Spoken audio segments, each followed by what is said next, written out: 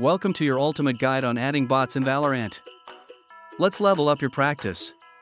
First, launch Valorant and head to the Play menu. Choose Custom Game. Next, select a map of your choice. Map selection is key to a great practice session. Now, click on Change Settings. Here's where the magic begins. Let's configure those bots. Choose Add Bots. You can adjust their difficulty from easy to hard. Test your skills.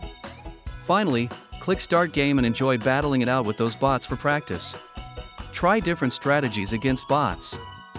Experiment with your agents and weapons. Remember, adjusting bot difficulty can greatly enhance your skills. Don't hesitate to switch it up. Engage with friends in custom matches. Bots help you practice before the real competition. And that's it. Maximize your Valorant experience with bots and level up your game. Like, share, and subscribe for more tutorials. Game on, agents! Thanks for watching. We hope this tutorial makes your practice much more fun.